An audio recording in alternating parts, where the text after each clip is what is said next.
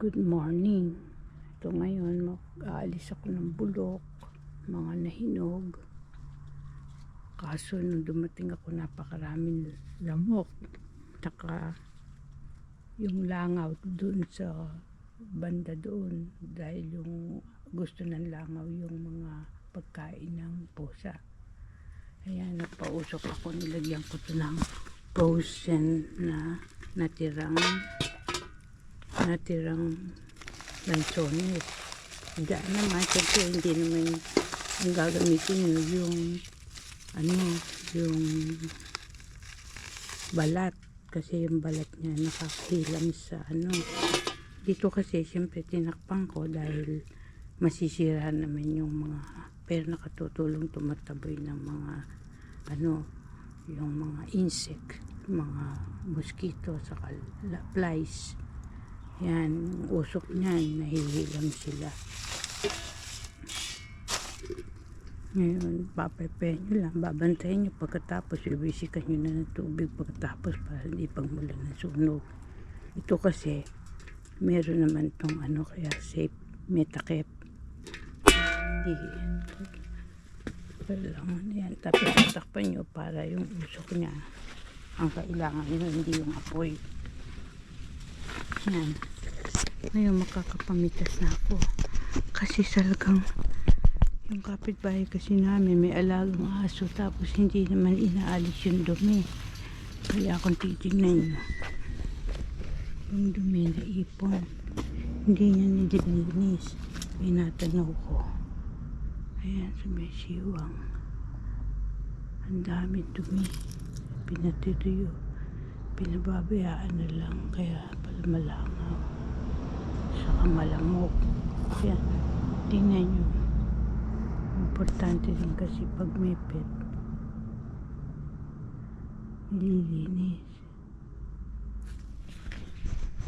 Ako talagang naalis ko yung dumi ng alaga rin kami pusa. Kailangan kasi pag may pet, yun, alagaan nyo sa paglilinis, alagaan talaga. Hindi pwede yung ito kasi pag nagsisiga kayo, babantayan nyo, hindi pwede yung iiwan. Kukulan nyo talaga ng oras. Yan, safe naman, may takip. Bibili kayo ng grill na ganyan. Gusto nyo mag-grill, pwede. Namang clip pag may mga chips kayo, lalagay nyo mga chips nyo dyan, i-clip nyo para hindi napapasok ng mikrobyo. So hindi na kayo magkakailangan ng swatter, hindi na kailangan sasaksak pa sa electric, hindi magastos. May mga bulok, ingatan yung kamay nyo kasi pagka may bulok minsan may mga kutong lupa. Ayan. Kasi pag dito sa Amerika, siyempre mahilig sila sa mga pet. Napapamahal ang mga pet. Kaya lang pag busy, siyempre hindi naaalagaan. Hindi nalilinis mabuti. Kaya ganun yung mga malangaw sa malamok. Basta may fruit season. Pero pag sa farm siguro, hindi naman kasi residential kasi to. Kaya ganoon. Pag residential kasi, siyempre dikit-dikit ang bahay. Pag dikit-dikit ang bahay, ang tendency talaga pagka yung busy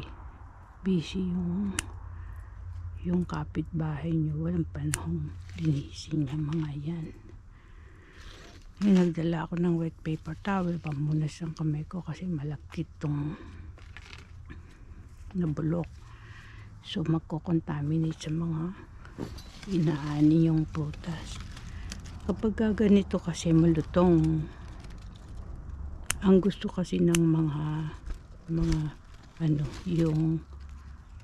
yung hinog na hinog ng lamok saka lamok, yung gusto ng lamok saka langaw, yung matamis, yung hinog na hinog. Ako naman siyempre pang alis umay, gusto nyo medyo maasim. Pag may siga, makakakilos kayo. Hindi nyo na kailangan banta kasi may takip. Ganyan ang gagamitin nyo. Yung iba siguro sa sobrang busy, kaya nagkakasunog sa forest, magsisiga. Ito naman kawayan. Pwede kayong gumawa ng kawayan. Pipinturahan ko yan.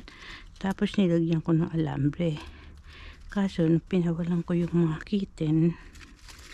Ang nangyari, ginangat-ngat nila yung sarahan. May kitten na ginangat-ngat para siguro siya makapasok. Kaya nagluwagan. Marami rin kong nakitang hilaw na mga lang kasi itong ayan, pinaglaruan yung dito banda maraming lamok sa baba. Kaya nagpantsa ko ng ayan, yung maliliit na hindi maalis kasi yung usok sa taas. Hindi ko pwede kasi ipasok dito yung usok dahil maiinitan yung buong puno. Matutuyo at mabibilis ang hinog pagka hinog. Ang gusto lang nilang kagatin. Kaya importante rin itong may swatter kayo na bibili ito sa Divisoria. Kasi minsan may mga langaw, lamok mapapasok sa bahay kahit pa isa-isa yan. Dito naman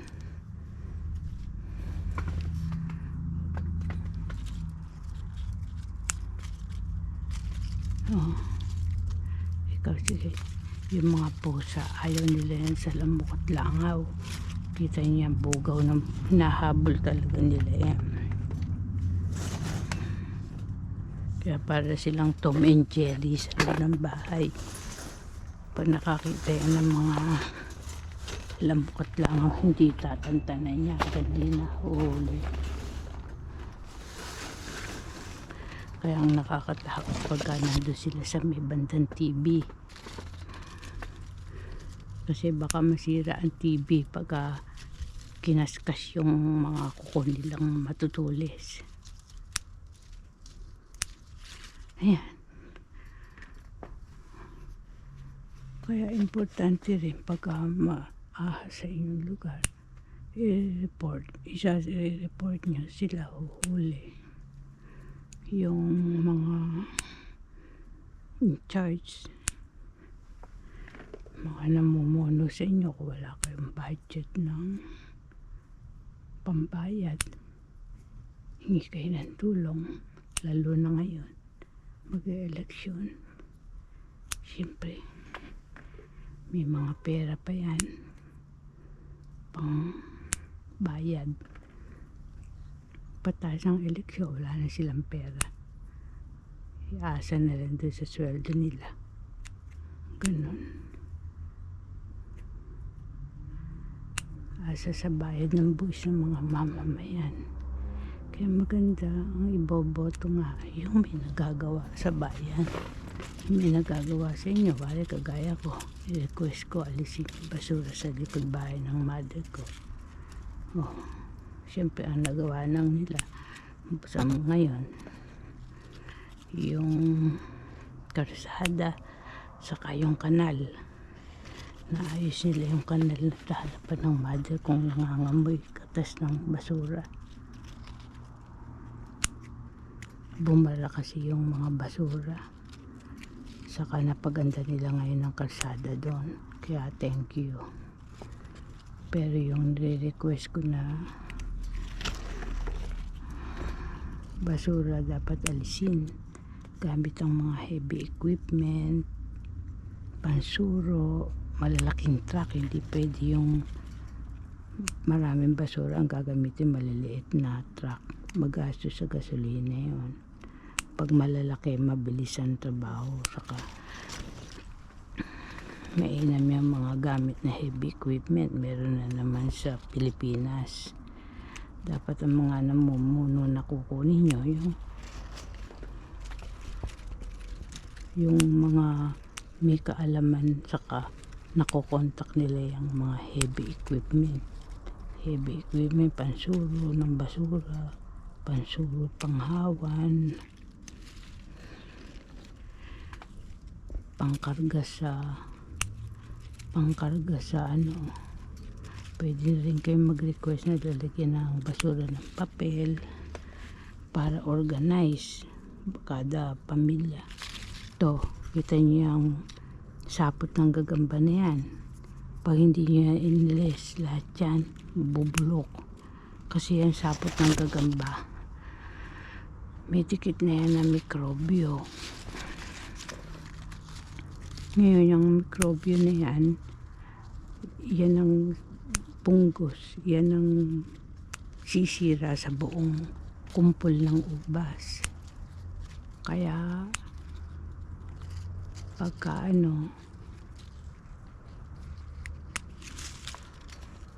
hindi na agapan yan, hindi na alis, kahit ilagay pa yan sa hugasan pa at naiwan din yung sapot ng gagamba, buong kumpol yun, mabubulok. Ito naman, kaya ako pinipitas to. Kasi habang ano yan, ganyan ang kulay, malutong yan. Yung kasing kinakagat ng mga lamok sa kalangaw, yung medyo hinog, overripe.